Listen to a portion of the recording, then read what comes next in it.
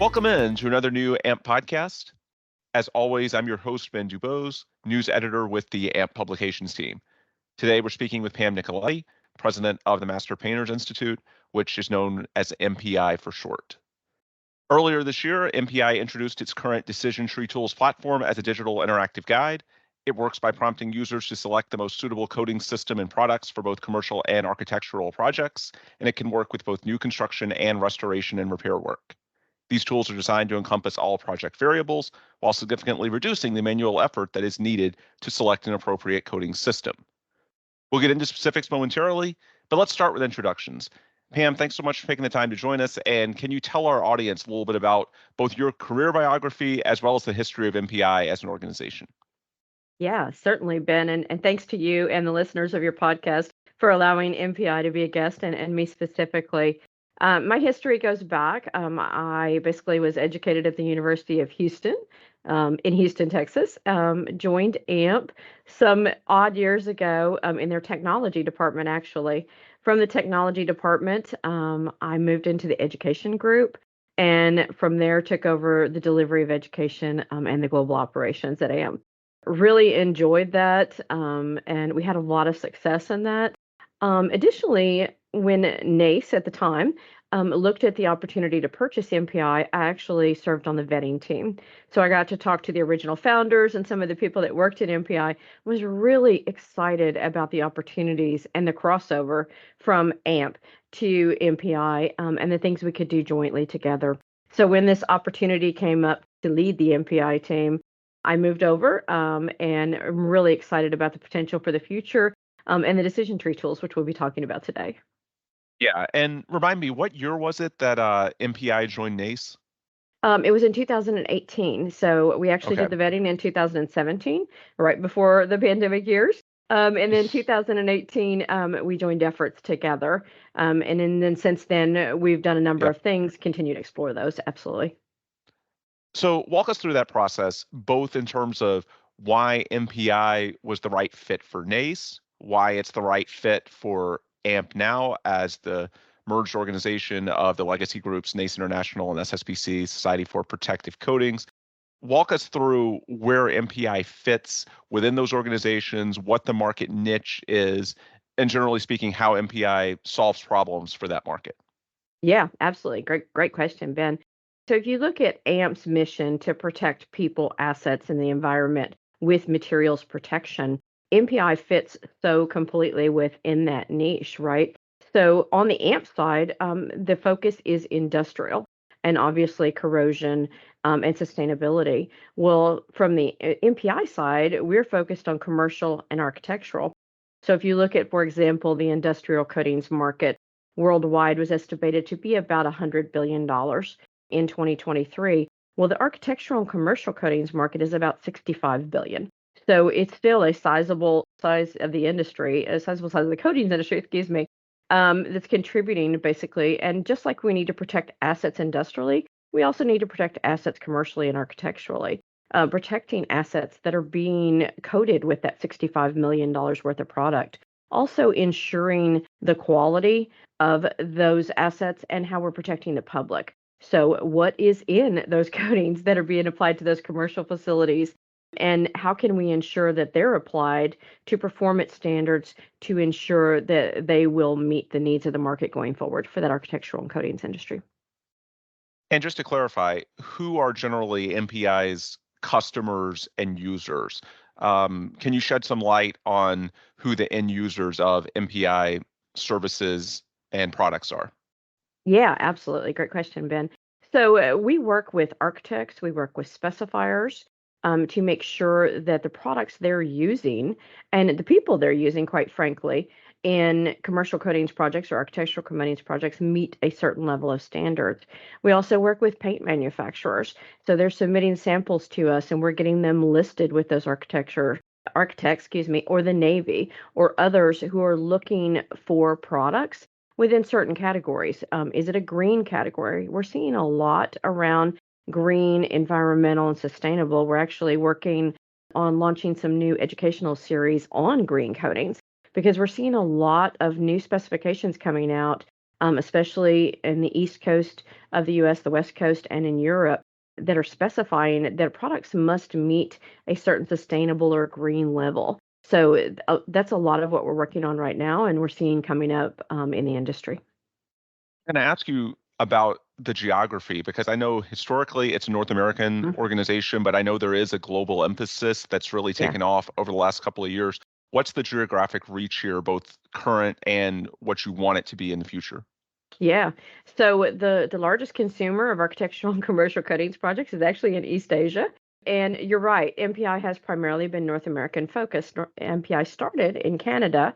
We've seen a lot of specifications grow, and we've seen a great number of interest in North America, excuse me, in the United States, obviously in North America. And we are starting to get inquiries from others. So we are about to sign an agreement in Latin America with one of the Latin American coatings organizations.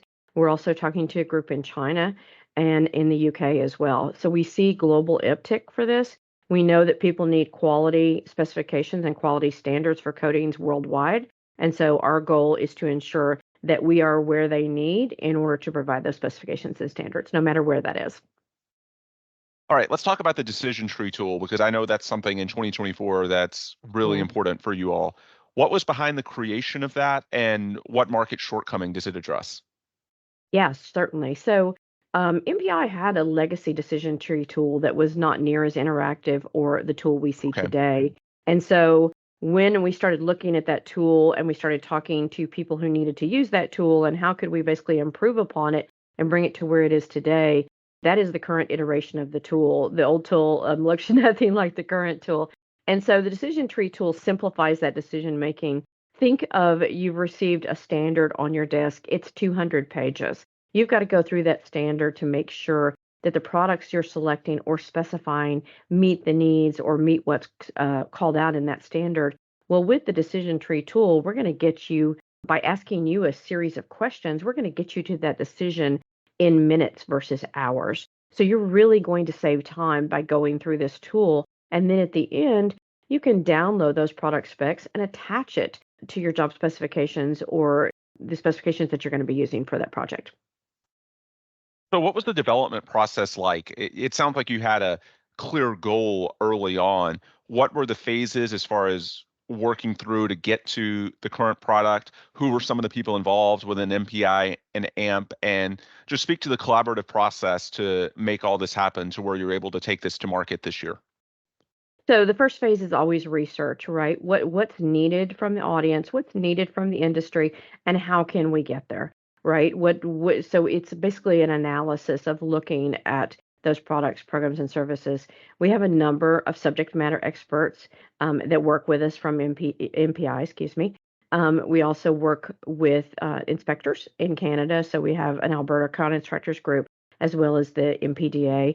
So they work closely with us on the tool. But we try to make this an industry outlook. So basically, when we look across the industry, how are we going to meet the needs of the greatest number of people?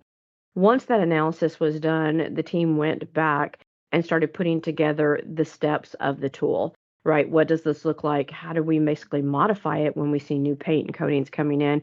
And making sure that the tool is extensible enough that we can literally work with it for the future. And then our intern development team went to work. It's about a year worth of work on the tool, basically getting it into the format it is today. And we're constantly under improvement looking at the tool. For example, one of the things we're looking at now is can it be a mobile app or can we make sure that it's mobile friendly so that when people don't have access to a computer, they can use it on their phone, right? And so that's some of the things we're doing now. We're improving the image quality. We're looking at is there a way to speed the technology as we're going through it? Technology changes constantly. So how can we get the tool and make it the best version that it is for customers and industry professionals? Yeah, and we should note that if you go to the MPI website at mpi.net, you can click on Decision Tree and access an interactive demo there to really walk our listeners through what it looks like. Speaking at a high level, can you tell us some situations where this can be used? As far as the demo, I think that's best done through the website where Mhm. people can literally see it on their desktop or on their phone, as you were saying, or tablet, whatever the platform may be. but just at a high level, what are some project situations where this can potentially be used? Yeah. So we were just recently talking to some government officials. I'm not going to name names because I haven't gotten their permission to say so.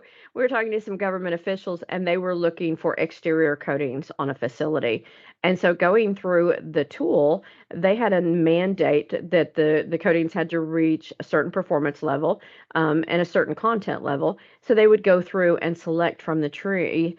We're painting an exterior surface. Here's the condition of the surface currently. Here's the standards we need to meet. For example, here's the environment we're in. Are we in a humid environment? Are we in a drier climate? And then at the end, basically, he was able to see a list of coatings, MPI coatings, that are on the approved products list that meet his needs for that project, and then download that project plan to say, basically, here's what we can use, and here's how we should use those coatings. Along those same lines, you spoke to the types of projects that it can be used for. Mhm. What are the end savings? I'm guessing some of it's time, some of it's economics. What are the end results that you're seeking when you use this on one of those types of projects? Yeah, so certainly the biggest is time, right? That's the biggest Right. savings you're going to see is time getting those specifications and standards. And of course, money is time for all of us. But Bingo. also, if or for example, if you're a government specifier and you have to have at least three products to know that you can choose from those three products, you're not able to sole source. The decision tree will give you those three products. The decision tree will say, here's the products in that category. So while you may be working with one manufacturer or another, you'll have alternatives. If the supply is not there, if there's a supply chain problem and the product you selected is not there, you're going to have an alternative that also meets the MPI standards and also meets the standards needed for your project. So what happens next after you put the project specifications into the tool? I know some of this can be answered through the interactive demo, but just Mhm. generally speaking, how does this work?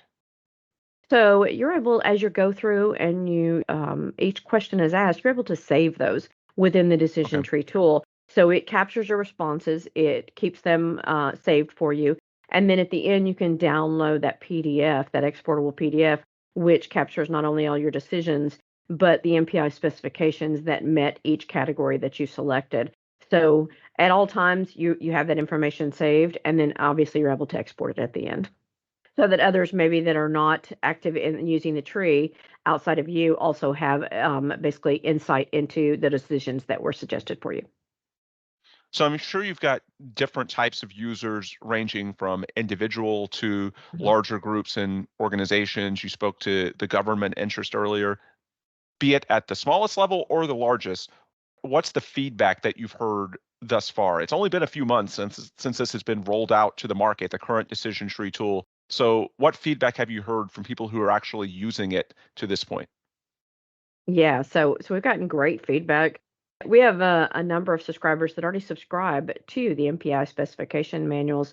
So our first step was to go out to those who are already subscribers to those specification manuals and say, here's an add-on to your specification manuals. We're not replacing the specification manuals. We're going to make it simpler, faster, and easy, and we're going to bundle those products for you so that you can use specification manual along with the decision tree. The feedback from those have been phenomenal. They've dove right in. Many of them are using it. We're talking to a number of corporations, corporate subscribers who are also interested in the tool. We're even talking to some retail locations when they look at retail repaint. How do we help those individuals that maintain retail facilities quickly get to a decision about the architectural commercial coatings they should be using? And again, like I said, especially as we dive into green and sustainable practices, and we see more regulations coming out from government about what those look like, it's going to be even more critical. And those green products are in the decision tree. So as far as the future of this tool, is it mostly raising awareness at this point? Are there further refinements to be had? What are the points of emphasis as you look to the back half of 2024 and the years ahead? Is it mainly about raising awareness with those groups as you were speaking to, or is there anything else coming on the horizon that, could potentially change the platform? No, absolutely. I think we need to continue to raise awareness, not only about the tool, but about the need for quality standards. Why do we need quality standards? Why are we Sure. trying to input these? And the tool obviously emphasizes those quality standards. As I said before, looking at a mobile version, we see people on their phones and tablets a lot more now, so we need to make sure that the tool is mobile friendly. That project specifications can be exported to integrate into other project tools. So, for example, if someone's using Microsoft Project, can we integrate into that tool for them? Will that work? Also, looking, like I said, at those different types of environments and how do we meet the needs of those users? We want to make the tool as easy and simple as we can. So we're asking all of our customers who subscribe to it to give us that feedback. We'll take that feedback, we'll go back into that analysis phase and improve the tool. So it will be an ongoing effort. We are certainly not done with it. We will continue Yeah. to improve upon the tool, but we're really excited about getting the Yeah. first iteration out to market and the feedback we're getting. Along those same lines, is there interest in developing customized tools like this for other Mhm. specifications? And what would that process look like? Absolutely. We actually, again, had another government official approach us and said, "Hey, could you take this other guide and could you develop it into a similar tool? Because these standards have gotten so large and so complex, and it takes so much time to get through them. How do we guide people through those decisions and get them to the end state quicker and easier using technology, quite frankly?" So, yeah, absolutely, we are looking at other applications. I envision a day where there's a version of the tool that's specifically for sustainable and green coatings. Even though the green products are incorporated in today, I see things changing for us on the landscape from an carbon emissions, the VOCs, things like that. I think there's a day when we will see a standalone version of the tool just for green and sustainable coatings. So absolutely, we are looking at other versions. We are looking at what would that take and what would the market be. You've spoken about taking the message to government entities a few times today. Mhm. Generally speaking, what's the best way to communicate the message to those groups? Is it data? Is it case studies? What's your strategy when it comes to, conveying the importance of this tool and the benefits that are going to get them to realize, hey, this is something I should be using? Yes, all of the above. So Okay, case studies and data we're using. We're also, evaluating their needs. Like we talked a bit today sure. about how do we customize the tool, right? So evaluating what are their needs and making modifications if we need to. We have a series of standards that is adopted specifically just by the Navy, and we're currently working on a rewrite of those standards because they've communicated to us that there's changes needed to make sure that they continue to work for them. And so as those standards are rewritten, we'll continue to work with those groups to ensure that we're meeting their needs. We have strong relationships to them, not only through our subject matter experts, but also through the team at MPI. And we continue to talk to them and make sure, again, that we are meeting the needs for them. For anyone listening that might want to offer feedback or perhaps they just want to learn more, I mentioned earlier that the demo is available through the website. But for someone who wants to reach out directly to you or to MPI to either learn more or offer feedback, what's the best way for them to do that? And also, if they want to purchase this tool and take the next step, where should they go for that? Yeah, we would welcome that, absolutely. They can reach out to me directly at pam.nicoletti@mpi.net, or to our Director of Operations, Lucy Snyder, at mpi.net. She's linked on the website as well. A Gotcha. quick link to the decision tree is mpi.net/dtree. So our managing marketing team came up with that. So if you need to get there quickly, that's the quickest way to get there. And there's a contact form you can fill out there as well. If you fill that out, we will get back to you quickly and discuss your needs and discuss how we can work with you. mpi.net/dtree. That's pretty easy to remember. Exactly. Yeah. Exactly. And your last name is spelled Nicoletti, correct? Correct, Ben. Thank you. Yes. Excellent. All right. Well, we will wrap it there. Great insight from Pam Nicoletti, president of MPI and longtime staff leader within NACE and now AMP. Again, if you want to learn more about MPI's resources and services, just visit mpi.net, where you can access more about the Decision Tree platform, as well as a range of other services and products offered by MPI that could be useful to end users. And with that, we'll bring this episode to a close. On behalf of AMP, I'm Ben Dubose. And if you want more resources from us at AMP or our publications within the association, just visit amp.org, ampp.org, coatingspromag.com, or materialsperformance.com. As always, thanks for listening, and we'll be back soon with another new episode. Thanks, Ben.